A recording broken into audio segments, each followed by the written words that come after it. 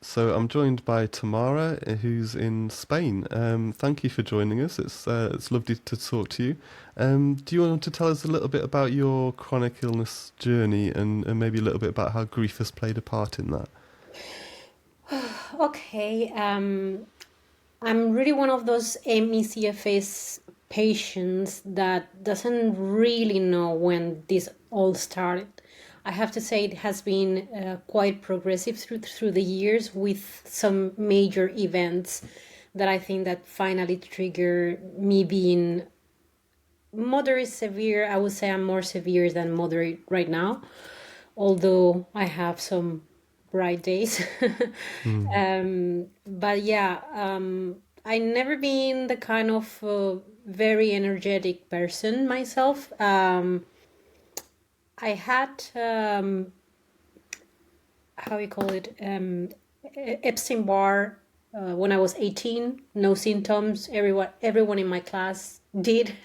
I think Mm. it's some a very common thing to happen when you're a teenager.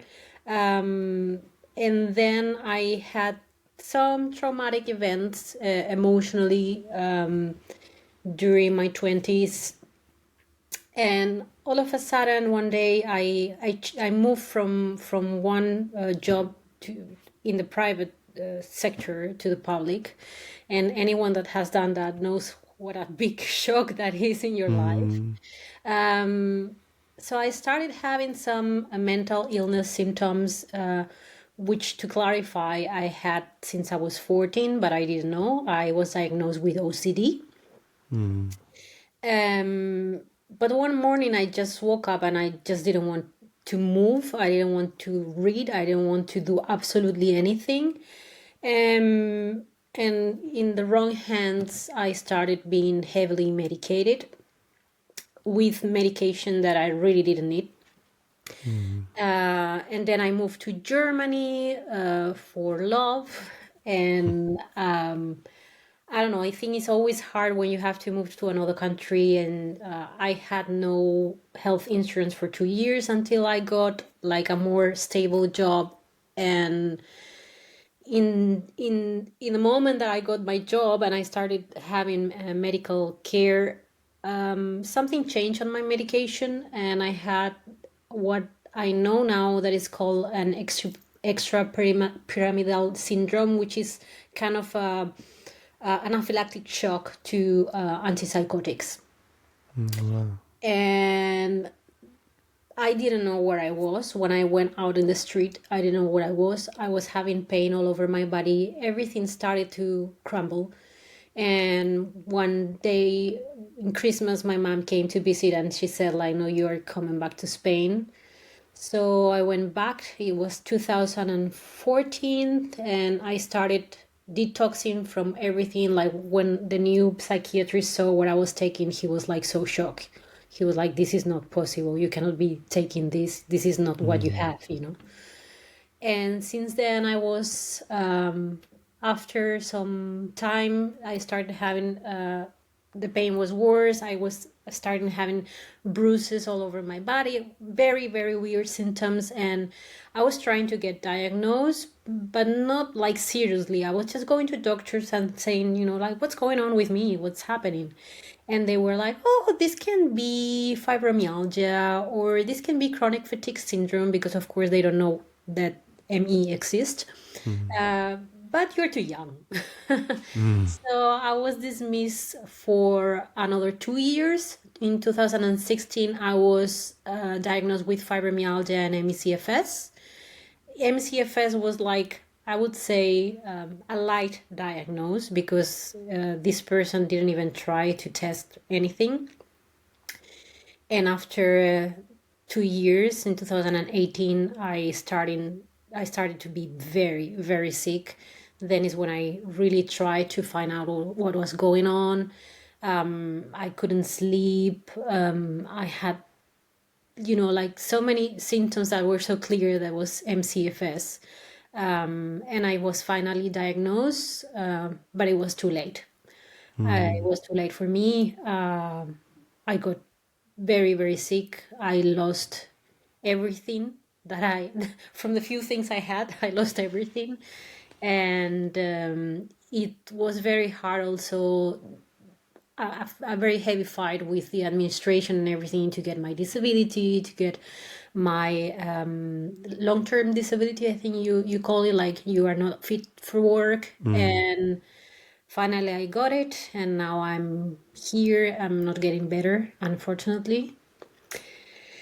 So I think for the people that has not got sick with ME/CFS because of a viral onset, or at least a sudden viral onset, I think the grief also goes a bit more diluted in the time. You grieve different things from things you start losing, Mm. until one day you go back and you say, like, who am I? Yeah. Who is this person? I don't know who I am Mm. anymore. For me, the major the big thing of grieving for me is the loss of identity, Yeah. because for my personal story, it took me many, many years to find out who I am and what was my place in the world.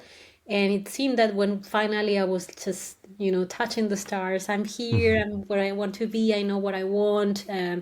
I have the people I love around me in the world, because I never been a local. I have always been a multi-local. Suddenly being I call myself like the jail tiger. I'm like a tiger in a Mm. prison and I cannot get Mm. out. Has impacted everything from the place I live, which I hate, and I cannot move, the culture around me that I don't like. Thanks God I have my mom, so I don't experience what other people experience with family. At least I have a good support. And some friends too, but still, it's not who you are. It's not, you have to build a new identity, and that's not so easy, because No. identity is built through the years, through progress, through Mm. experiences. And when you are closing four walls in your bed every day, of every week, of every month, of every year, it's very difficult to build a new identity. It's really hard. Mm. Mm. Yeah. And for some of us, it's like, I think for me, it's like that new identity is like created online because that's all we've got in many ways. Like I was talking to somebody today on online and who lives not too far from me, and she's got Emmy, and she's contributed to this sort of grief podcast as well. And we're expecting a big storm in the next day or so in the UK. And sometimes when we have storms, like the internet goes off, and I was sort of saying, "Oh, I don't want to lose my internet connection." And to me, that's almost like more important than like, because she was saying, "Oh, hot water," and I was thinking, I think I'd rather keep my internet and lose my hot water than the other way around, almost like it's sort of like it's a connection to the outside world, isn't it? And it's a connection to people that get and understand chronic illness and ME and things, isn't it? And it kind of, we have to recreate ourselves, don't we, in a roundabout way. It's Yeah, I mean, thanks God for the community. I found a big relief. I found people like me, in a way, because I think some of us are powered by rage. I'm grieving, and I mm, have my personal grief for my identity, and that's what I fight with every day. But when it comes to the illness, and when it comes to what it represents for all of us, I'm full by rage. I'm so furious about everything, and I don't say this is the healthiest way to deal with that. But I mm, find that there are some other activists out there that I can look at and say, okay, I'm not the only crazy one that is full by rage, and that it hates everything that's happening, and that it wants to keep fighting. But still, we are a community. I'm a person that always needs to have some kind of personal connection, like communication, interpersonal communication, but face to face. Even though I master the communication over the internet, but that's how I grow. I grow by talking with people, mm, seeing people. And I was thinking about it today, that it's against all odds, we are a community because we are also very different, and sometimes it can shake our core when we have disagreements with people we even admire from the community, because in the end we are so different like anybody else, and what we Mm, share is very strong and very powerful. But at the same time, we are all in a very weird and broken boat, you know. yeah, yeah, So if that lacks, because it has happened to me in the last month, with some other colleague, when you have a community and you have some sort of chats or private chats that you use with the community to create even a more powerful community or more day-to-day community, and that fails, then you feel very bad, and you feel lost, and you think like, is me, am I the problem? To be honest, I always have been the weirdo. I found the weirdos out there, and I found myself, I found fine because I found my friends. And I think it's the same with this community. Even if it's big, you have to find your own people, and the people that you can talk to, and the people that you can even fight with, like you fight with, or you fought with your friends before they disappeared. mm, mm. Are there things in terms of grief? Are there things that like instigate that for you personally, or because for me it almost like it comes in waves. Like sometimes I feel like I'm accepting my illness.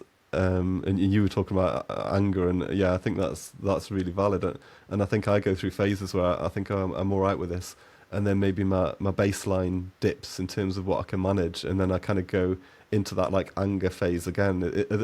Do you find that are there certain things that sort of almost like trigger that sort of grief feeling for you? Well, sometimes I think I'm stuck in the grief cycle, and I'm stuck on the Mm. on the rage part. But honestly, it's not that I don't accept my illness. I do. I think I Mm. do, and I think I have come to terms with that. I haven't come to terms with the cognitive impairment. For me, that's like Yeah, a big issue. Like, I mean, okay, my body doesn't work. That's fine, but just let my brain. yeah. Um, but for me, what it triggers the grief is this ableist society. I'm so furious at it. Mm. You know, is not the place where we put ourselves. It's the place where society wants to put us, and not Mm. only put us, they want to close the door and forget that we are there. Mm. And I think that's what it triggers my rage. And when it comes to grief, for me, what it triggers me most is like not being able to be in the place in the world where I feel at home, because I never had a Mm. home. My father was in the army, so we move a lot around Spain, and then I live in Germany and I live in Greece. Took me a long time to find my place in the world, and I found it in some places like Greece or Israel, and like these days I'm thinking about my friends and Mm. there, and the grief is because I want to be there. I don't care for my safety. I don't care for my Mm. life. In that term, I have been always very brave. But when I'm not able to be next to the people that I love and they're suffering, for me, that's Yeah. sorry. No, it's fine. It's a big topic, and like I think I think coming into this idea of talking about grief, it's always going to be difficult, and it's almost like a powerful thing to be able to share our stories and share what we're going through. But it does bring up these feelings, doesn't it? And yeah, I'm sorry. It's kind of it's I'm asking kind of like a really deep, heavy questions, and yeah, it's I'm very sensitive these days. I think everybody is, you know, with yeah, everything that's happening, uh, yeah. is Are there hard. things are there things that you do that help you manage those sort of feelings, or that kind of process, or is it just the anger that kind of sustains you? Because for some people, that is the anger is almost like a management sort of strategy sometimes. Well, for me, I always been a kind of very artistic person. Unfortunately, that's how I process my feelings, and unfortunately, the illness has stolen that from me also. So for me, I have to say, sometimes I pick a fight with stupid people on Twitter, which is very stupid, but somehow, it's a good outlet for the anger I have. But I try to collaborate as much as I can, with everyone that needs it. I try to be connected with the community, even though sometimes when you are from a different country, when you're not from England or when you're not from the States, it's kind of hard sometimes. The community here in Spain is quite broken and quite separated. So I try to keep in touch with the people I look at as activists and try to give a hand in everything I can. Sometimes my brain works and I can do some work, and that's what I try to do, like feel useful somehow, feel useful Yeah. in all this nonsense that we are living.